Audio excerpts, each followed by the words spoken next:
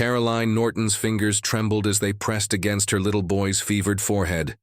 His chest rose weakly, one final time. 2 long years. 2 years of being barred by law from even seeing her children.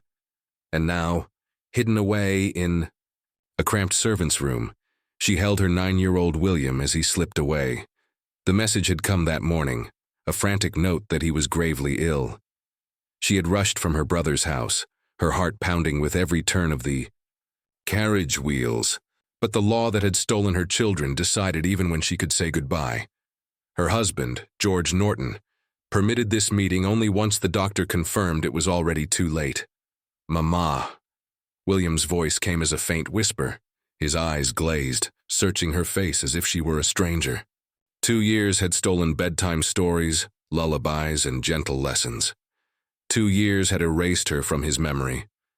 She held him tighter as his small body grew still. No final words of recognition, no last moment of clarity, only silence. Outside, the church bells rang. Inside, a mother learned the law's most cruel lesson. It could erase her very existence, yet leave her alive to feel it. How had marriage, a simple vow before God, become the most efficient weapon for destroying a woman's identity? The answer lay in the foundations of Victorian law. The wedding night was not just the beginning of married life. It was the death of a woman's legal life. Take the case of Miss Elena Peaton. Yesterday, as an unmarried woman, she signed her name on a property contract in London. Her signature was binding, powerful, respected. But the next morning, as Mrs. Elena Fitzgerald, that very same signature meant nothing. The church bells that had celebrated her wedding had also told the death of her legal existence. This was the doctrine of coverture. Sir William Blackstone wrote it plainly. By marriage, husband and wife became one person in law, and that one person was the husband. A woman's being, her identity, her rights, were suspended the moment she said "I do." Suspended as, though hung in some dark attic, covered and forgotten, only to be retrieved if her husband wished it. Except he never would. This was not an ancient technicality buried in dusty law books. It was a living system of erasure. By 1851, over 3 million married women in England and Wales had disappeared into legal nothingness. They could not own property. They could not sign contracts. They could not even claim the clothes on their backs. The moment they married, every possession, every inheritance, every coin in their pockets instantly belonged to their husbands. A woman could inherit a fortune on Tuesday, marry on Wednesday, and by Thursday be penniless, not because she spent it, but because the law declared she no longer existed to hold it. The reformer Frances Power Cobbe watched this happen again and again. She wrote bitterly, "A woman's legal death by marriage is so complete that she cannot even claim her own earnings." A charwoman who scrubbed floors 16 hours a day found her wages handed directly to her husband, who could drink them away at the public house while she and her children starved, and the husband owed her nothing, not protection, not provision, not even decency. He could sell her belongings, seize her wages, empty her inheritance, and abandon her without consequence. The law called it the unity of person, but it was no union at all. It was consumption. It was one person swallowing another whole. When Elizabeth Anderson tried to register to vote in 1865, she argued that she met the property requirements. The registrar laughed in her face. "But madam, you don't exist," he explained. She pointed out that she paid taxes on the property. "Your husband pays taxes," he corrected coldly. "The property is his. You are nothing." Nothing. That was the word that echoed through courtrooms and government offices whenever a married woman dared to claim her rights. You are nothing. You own nothing. You are entitled to nothing. You are, in the eyes of the law, already dead. But the horror of this system wasn't simply what women lost. It was what men gained. The legal possession of a human being, body and soul, as completely as if she had been bought at auction. Her work, her wages, her property, Even her very identity were absorbed by him, and the law stood ready to defend his power. For Caroline Norton, for Elena Fitzgerald, and for millions of others, the wedding night was not the beginning of a partnership. It was the beginning of a legal burial, alive. The nursery door splintered as the bailiff's shoulder smashed it open. Inside, 3 children screamed in terror as strangers dragged them from their beds. Caroline Norton reached the doorway just in time to see her youngest son's face vanish around the corner. "Mama!" His desperate cry echoed down the hallway, fading into silence. That would be the last word she would hear from him for 2 long years. This was not a kidnapping in the criminal sense. It was the law, working exactly as it was designed to. George Norton, her husband, had chosen to punish her for daring to leave him after years of violence. His weapon was not a gun or a blade. It was the Custody of Infants Act, a law that gave fathers absolute ownership of their children. Here is the brutal truth of Victorian marriage. A mother had no rights to her children. None. A father could take a newborn from her breast and give the infant to his mistress to raise. He could forbid a mother from ever seeing her child again, even on a deathbed. He could deny a dying child the comfort of his mother's arms. And all of this was not only legal, it was unquestioned. Caroline's crime was not betrayal or scandal. Her only offense was fleeing after George had beaten her unconscious, ribs broken from his rage. For daring to seek safety, she would pay with her children. The letters she wrote in those years of separation read like the cries of a prisoner of war. "I beg you, let me see them once. Let me know they are well. William had a cough when you took him. Has it improved? Does Fletcher still say his prayers? Has Brinsley learned to read?" Her words went unanswered. George Norton didn't even acknowledge them. He didn't have to. The children were his property, as absolutely as his boots or his horses, and Caroline was not alone. Across Britain, thousands of mothers lived this nightmare. Elizabeth Ashton had not seen her daughters in 5 years after escaping her alcoholic husband. Lady Rosina Bulwer-Lytton's children were told their mother was dead, while she lived only miles away. In Rex v. Greenhill, 1836, a father who had abandoned his children successfully sued his wife's family for harboring them. The judge declared, "A father's right is absolute and unchallengeable, but why did these men cling to custody with such cruelty? It was not love, it was leverage. Most fathers wanted their children as bargaining chips, as shackles to force their wives back into submission." George Norton's letter to Caroline's brother made his intentions clear. "She may see the children when she returns to her proper place as my wife and submits to my authority. Not before." The message was unmistakable. Submit or lose them forever. It was a form of legal torture designed to break women. And it worked. Countless wives returned to violent homes rather than live without their children. But sometimes, even submission could not undo the damage. In 1842, little William Norton fell ill with lockjaw. For days he suffered while Caroline begged George to let her see him. Her letters grew desperate. "He is dying. You know he is dying. Let me hold him. Let me say goodbye." Only when the doctor confirmed the boy had hours left did George finally relent. Caroline rushed to the house, but by then her son no longer recognized her. 2 years of separation had erased her from his memory. She was no longer his mother, but a stranger at his bedside. Hours later, he died in her arms, his last breath stolen by illness and by law. This was the true face of Victorian marriage. Children weaponized, motherhood criminalized, and love itself turned into contraband. Frances Power Cobb sat in her father's study, surrounded by the books he'd taught her to love. On the desk lay his will, £20,000, a fortune that could secure her independence for life. He had saved and sacrificed for years, building this legacy for the brilliant daughter he adored. But Frances had made one irreversible mistake. She had married. 2 years earlier, she had wed John Lambert. And under Victorian law, that meant the moment the will was read, her inheritance vanished into his hands. The very next morning, John visited her father's banker. The accounts were transferred without her signature, without her consent, without even her knowledge. Overnight, every pound her father had entrusted to her became his. When Frances protested, the family lawyer shook, his head with quiet pity. "The law is clear, Mrs. Lambert. A married woman cannot own property.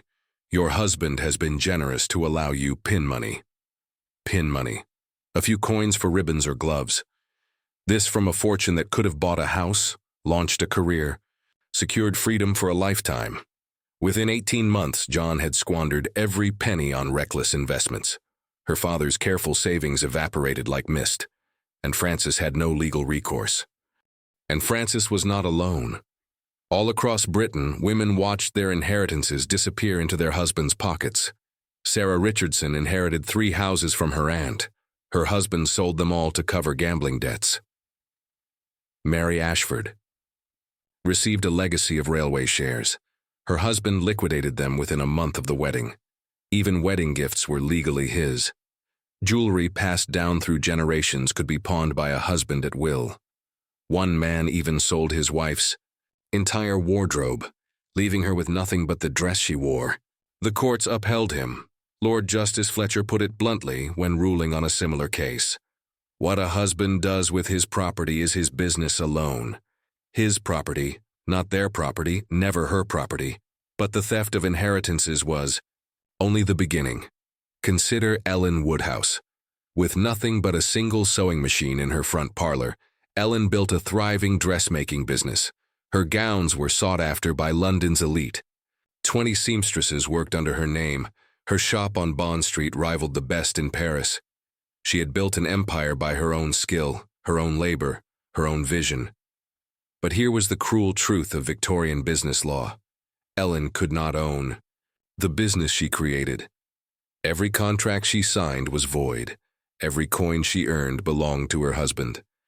And Thomas Woodhouse had discovered the perfect scheme. While Ellen worked 18-hour days designing gowns and training apprentices, he collected her earnings directly from her clients.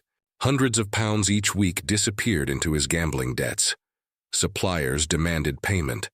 Apprentices begged for wages.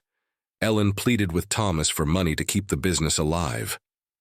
"Business is slow this month," he lied, his breath heavy with gin.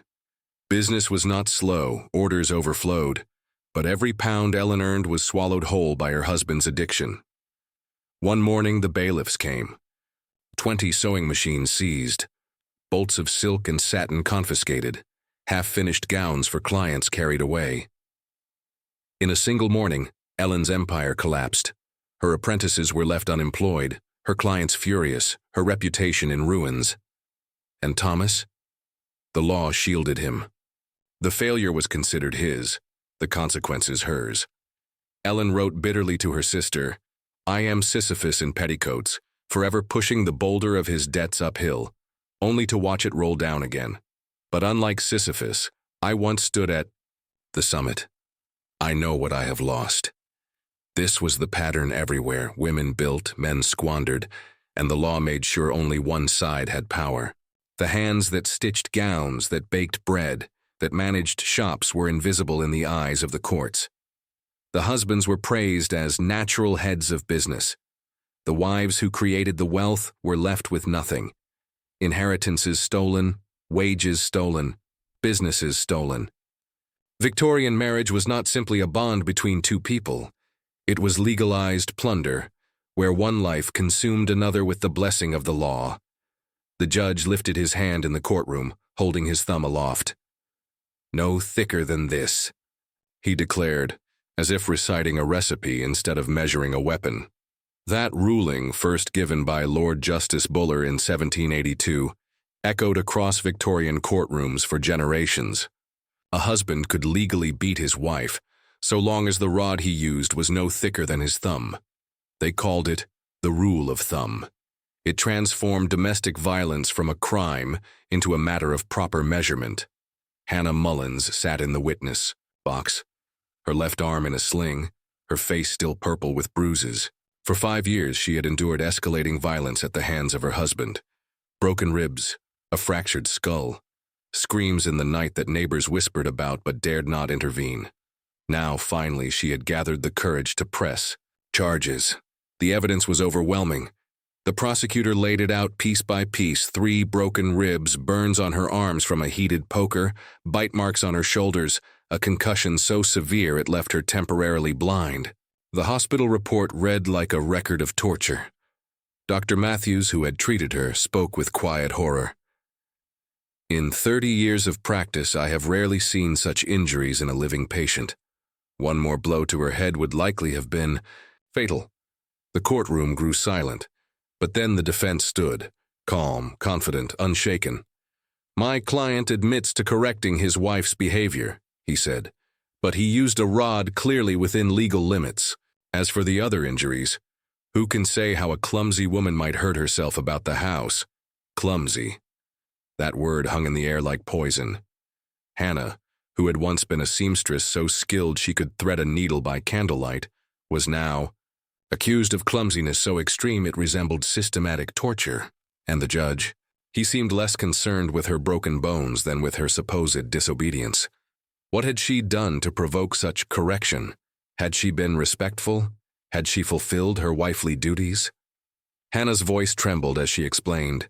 She had burned dinner once, spoken sharply when he came home drunk, failed to have his clothes ready one morning. For these offenses, she had been beaten nearly to death. The jury deliberated for less than an hour. Guilty of assault, they decided, but with extreme provocation. The sentence: 14 days in jail, a £5 fine. Robert Mullins would spend less time behind bars than a common pickpocket. And then the judge turned to Hannah with chilling advice.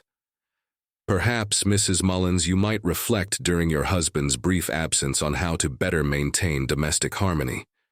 A wise wife knows how to soothe her husband's temper rather than inflame it." The lesson was unmistakable. The fault lay not in the violence but in the woman who had failed to prevent it. Hannah's case was extraordinary only because it made it to court at all. Most domestic violence never left the walls of the home. Women knew that pressing charges meant humiliation, disbelief, and punishment harsher for them than for their attackers. Police often dragged runaway wives back to their abusers like stolen property. A woman who took her children with her could be charged with kidnapping. A wife who fought back faced charges of assault far more severe than any her husband might. See, the statistics, when they were recorded at all, painted a terrifying picture. London hospitals reported that 1 in 4 women admitted with injuries had been beaten by their husbands. But police reports showed fewer than 1 in 100 men faced charges. The law was not designed to protect women. It was designed to regulate them. And so the cycle continued. Violence inside marriage was not a scandal, not a crime, but a domestic matter. The rule of thumb became more than a measurement of wood. It became the measure of a woman's suffering. Anything short of murder was tolerated. Hannah Mullins returned to her husband after his 2 weeks were done. She had no choice. She could not leave, could not work, could not protect herself. 6 months later, she was dead. The coroner called it an accident. Her neighbors knew better. But the law had already spoken. The sound of metal against metal echoed in the surgical room. Dr. Isaac Baker Brown arranged his instruments on a tray, each blade glinting under the lamp. His next patient, a young woman brought in by her husband, lay unconscious, unaware that when she woke she would be mutilated for life. Her supposed illness? She read too many books. She voiced opinions about politics. She resisted her husband's commands. Dr. Brown had seen this pattern before. His diagnosis: hysteria, caused by excessive stimulation. His cure: clitoridectomy, the surgical removal of a woman's clitoris. Between 1859 and 1866, Dr. Brown performed thousands of such operations at his London surgical home. Women were sent to him for symptoms that all shared one common thread: independence. A wife who joined suffrage meetings, a young woman who refused a marriage proposal, even a budding writer whose mind wandered into dangerous creativity, all became patients under his knife. Consent was irrelevant. Husbands signed the forms, and the law upheld their authority. Elizabeth Ashford, for example, was admitted after attending suffrage meetings. Her husband complained she had become argumentative. Brown nodded knowingly, performed the surgery in under an hour, and discharged her as cured. Elizabeth never again picked up a pen. Dr. Brown published his results proudly in medical journals. He wrote of difficult women transformed into docile wives, of rebellious spirits dulled into quiet compliance. He claimed success when patients lost interest in education, literature, or even joy itself. He saw destruction of personality as proof of cure. His notes are chilling. Patient R, age 23, brought by husband for excessive novel reading. Treatment successful. Patient now shows appropriate domestic focus. But surgery was only one tool in the arsenal of medical control. Asylums offered another: burial alive. Lady Rosina Bulwer-Lytton knew this too well. Her crime was not madness. It was speaking the truth about her husband, the celebrated novelist Edward Bulwer-Lytton. She dared to call his books tedious. She wrote her own novels exposing his cruelty. She even petitioned Parliament after he cut off her allowance. For these symptoms, she was declared insane. One June morning in 1858, 3 men arrived at her home. A doctor she had never met, a lawyer she did not know, and a magistrate who offered no explanation. Within an hour, Rosina was committed to Woodhouse, a private asylum for difficult women. Here is the terrifying reality of Victorian asylum law. Committing a wife required only 2 signatures from doctors who didn't even need to examine her. A husband's word that his wife was excitable or unmanageable was enough. Once inside, the woman had no legal power to free herself. Rosina found herself surrounded by dozens of sane women who had been locked away for the same crime: disobedience. One wife confined for refusing to sign over her inheritance, another for catching her husband with his mistress, another simply for asking for separation after years of beatings. None were insane. They were obstacles, and the asylum was their husband's weapon. Inside, some women had private rooms and censored letter privileges, while others were subjected to cold water, dousing, forced isolation, or physical restraints. The goal was never cure. It was silence. Rosina's case only gained attention because she had powerful friends. Writer Charles Reade launched a campaign for her release. Newspapers spread the scandal. Parliament demanded answers. After 3 weeks, Edward was forced to release her. Not because she was sane, but because his career was at risk. But hundreds of others were not so fortunate. They remained locked away for years, some for life. The alleged Lunatics' Friends Society uncovered cases of women confined for reading the wrong books, for arguing with their husbands, even for performing too much charity work. For Victorian women, the threat was constant: disobey and risk the asylum, resist and risk the surgeon's blade. Your independence was not an illness, but the law and medicine made sure it could be treated as one. Mary Thompson had already spun the chamber 14 times, 14 pregnancies in 16 years of marriage, 10 children alive, 4 small graves in the churchyard. And now, as her body weakened under the weight of yet another pregnancy, she knew the odds were running out. One more spin of the revolver, one more pull of the trigger. This was not metaphor. It was her life. Here is the grim truth. In Victorian Britain, childbirth was not just dangerous, it was deadly. 1 in 30 women died giving birth, either from infection, hemorrhage, or sheer exhaustion. And unlike men, women had no legal right to refuse the risk. A wife could not say no to her husband's demands. She had no access to contraception, no power to protect herself. Every night, every embrace could end in another pregnancy. Another spin of the revolver. Dr. William Farr, one of the first to compile statistics, revealed numbers that should have shamed a nation. In Manchester's poorest districts, 1 in 20 women died from childbirth. In East London's slums, 1 in 25. These were not numbers on a page. They were women's bodies buried in rows, leaving behind orphans and shattered families. The class divide made the cruelty even sharper. Wealthy women could hire wet nurses, avoid the exhaustion of breastfeeding, and pay doctors who offered chloroform, clean bedding, and antiseptics. They could rest between pregnancies, space out births, recover their strength. Their odds of survival were 1 in 200, still dangerous, but survivable. Working-class women had no such refuge.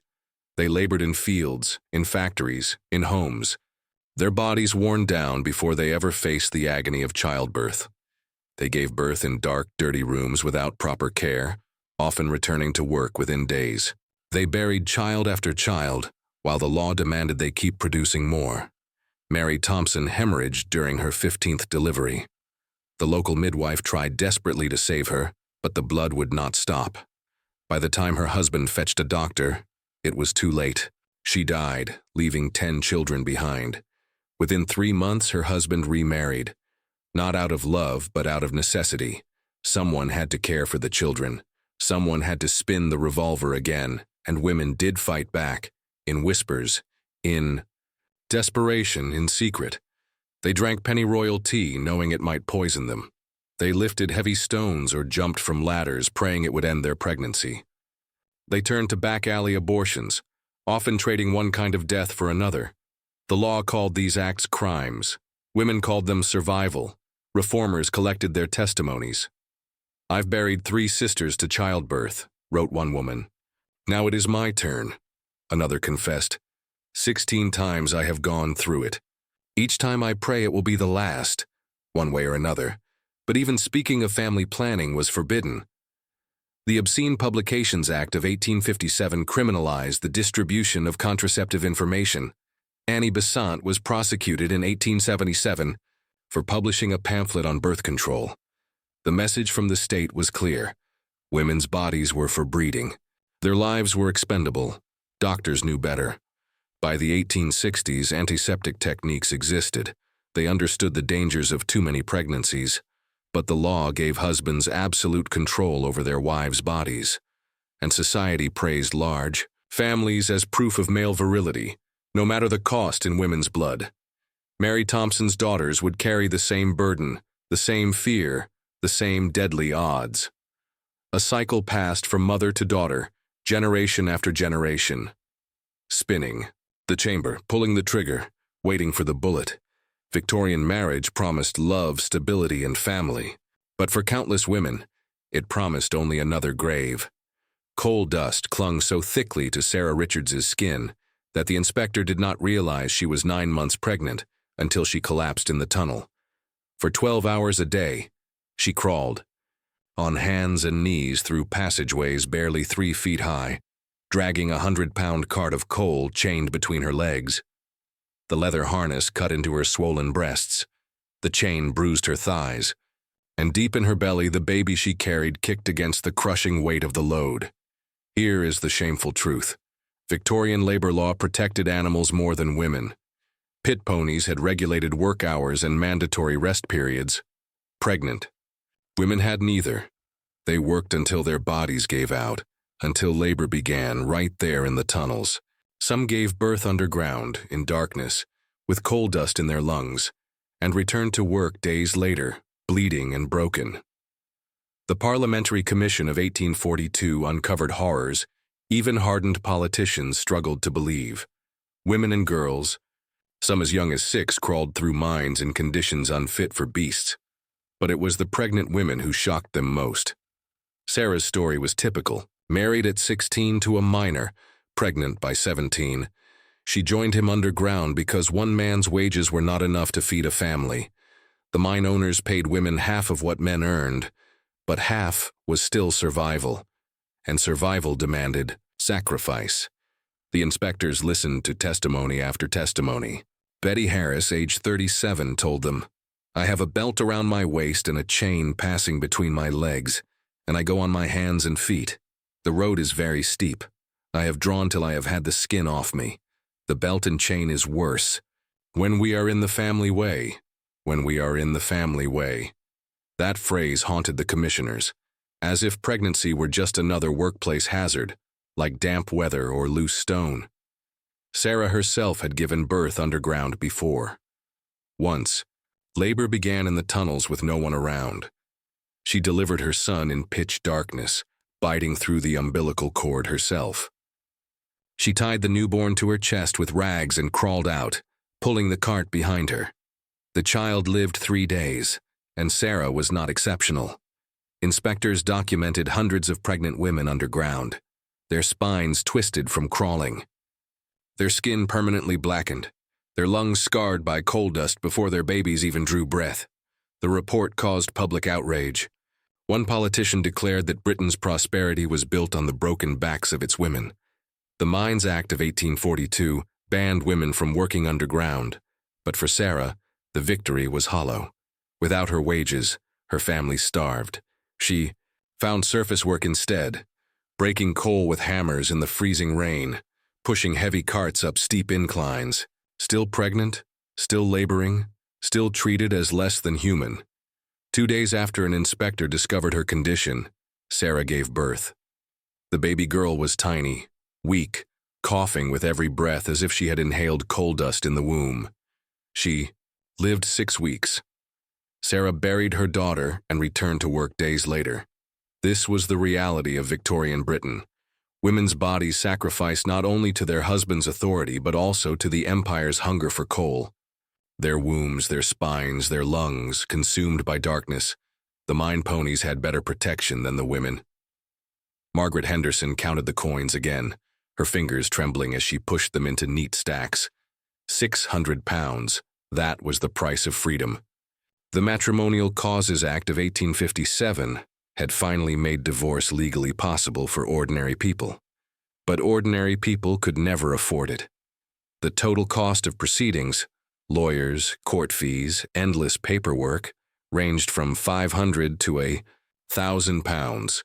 For a working woman earning 10 pounds a year, it might as well have been $1 million. Divorce existed only in theory. In practice, it was a privilege reserved for the rich, and the law itself was designed to trap women. A man needed only to prove adultery. A woman had to prove adultery plus desertion or bigamy or rape or sodomy or extreme cruelty. Margaret had all of these. Her husband's mistress lived openly in their home. He had beaten her unconscious, more than once. He had infected her with syphilis from prostitutes. By any reasonable measure, she had enough evidence to secure freedom.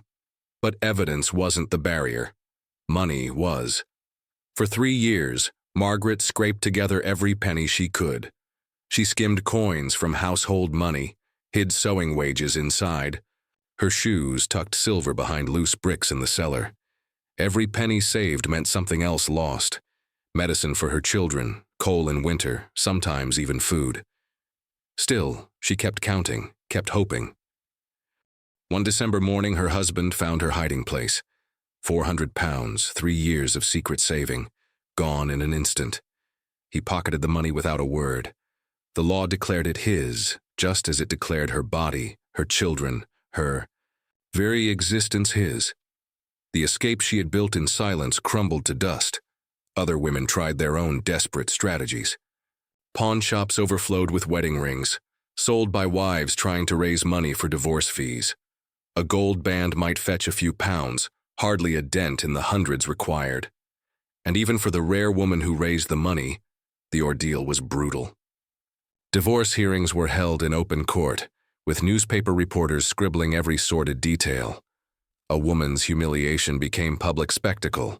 Every insult, every violation, every bruise, printed for strangers to consume as gossip. From 1858 to 1870, over 3,000 petitions were filed. Fewer than 300 came from women. Of those, less than half succeeded.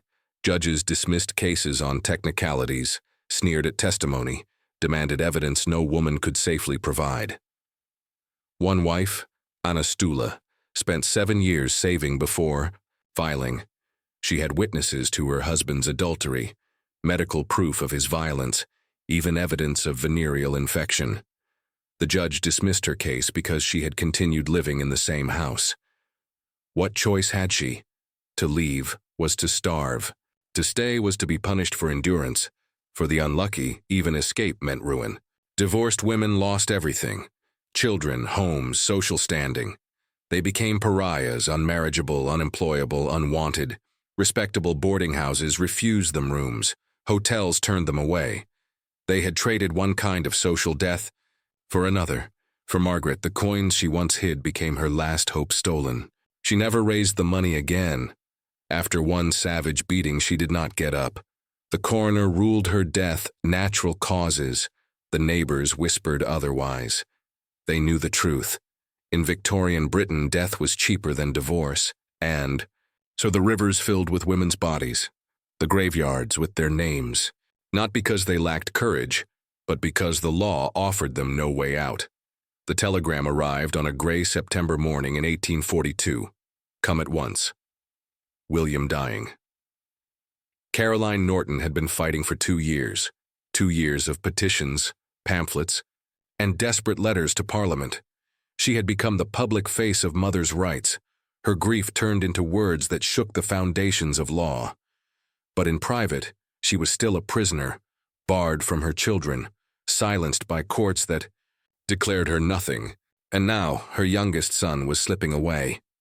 Her carriage rattled through London streets, wheels striking the stones like the pounding of her own heart. She prayed she would not be too late, but George Norton had timed it perfectly. He knew exactly how long William had left.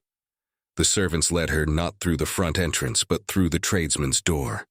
They guided her up a narrow back staircase to a cramped room. An afterthought, not a nursery. There, 9-year-old William lay rigid with lockjaw, his body twisted by the disease, his jaw clenched tight. 2 years earlier, he had been gap-toothed and giggling, proud of scrawling his name on paper. Now he was skeletal, aged beyond his years, unrecognizing. Caroline rushed to his side. "William," she whispered. "It's Mama." His fever-clouded eyes stared through her. No flicker of recognition, no spark of memory. 2 years of forced separation had stolen her place in his heart. She was a stranger to her own dying child. She held his hand and sang the lullabies she used to soothe his nightmares, hoping somewhere deep inside he might remember. She stroked his hair, memorizing every feature of a face she had been forbidden to watch grow. The doctor, kind but helpless, admitted that William had been ill for weeks. The infection had spread unchecked. Could Caroline have noticed earlier? Could she have saved him, if only she had been allowed to mother him? The questions tore at her, but the answers were irrelevant. The law had decided she had no right to protect her child. Moments passed like eternity. His breathing grew shallow, then ceased.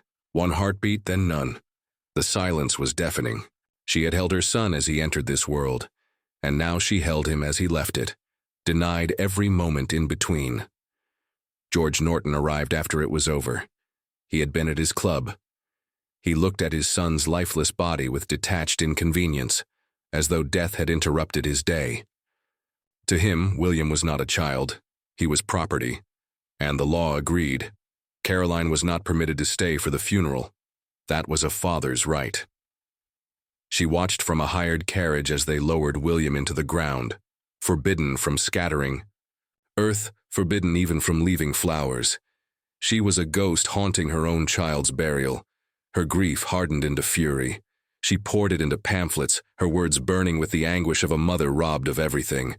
The law gives a father the power to be unjust, and he uses it. He uses it because he can. Her campaign led to the Custody of Infants Act of 1839, which finally gave mothers limited rights to children under the age of 7. It was a small victory, far too late for William. But for other women, it cracked the walls of a fortress built against them. Still, Caroline never recovered. She wore mourning black for the rest of her life, not just for William, but for all the years stolen, all the moments erased, all the love turned into loss by the cruelty of the law. Victorian Britain had not simply killed her son.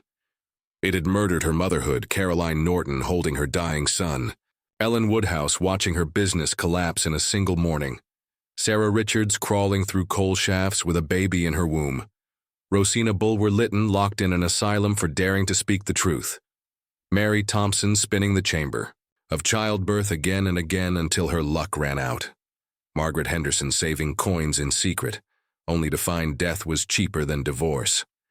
These women were not anomalies. They were the rule. Their lives revealed the true cost of Victorian marriage. Women reduced to property, their rights erased, their bodies controlled, their children stolen, their work consumed, their voices silenced. The church bells that rang, for weddings in that era, also tolled for funerals, not of brides' bodies, but of their legal existence. A wife became a ghost in her own life, her earnings, his, her children, his, her very identity, his to own, his to erase. And yet, they fought back. Caroline's pamphlets forced Parliament to listen. Francis Power Cobb's writings exposed the theft of women's wages and property. The alleged Lunatics' Friends Society dragged asylum abuse into the public eye. Reformers demanded change, demanded recognition, demanded justice. Step by painful step, acts were passed. The Married Women's Property Acts, the Custody of Infants Act, the Matrimonial Causes Acts. Each reform bought with blood, with tears, with children's graves and mothers' broken bodies. But the ghosts remain. Ghosts of women buried alive in asylums, mutilated by doctors, beaten under the rule of thumb. Ghosts of children crying for mothers who were legally forbidden to comfort them. Ghosts of mothers dying in childbirth because the law refused them control over their own bodies. Scottish reformer Francis Wright said it best, "I would rather be a free spinster and paddle my own canoe than be the slave wife of any man on earth."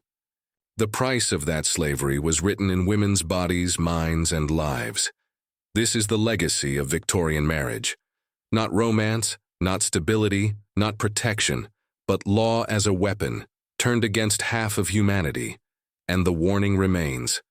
Never forget, never go back, never allow the law to erase, to silence, to bury women again.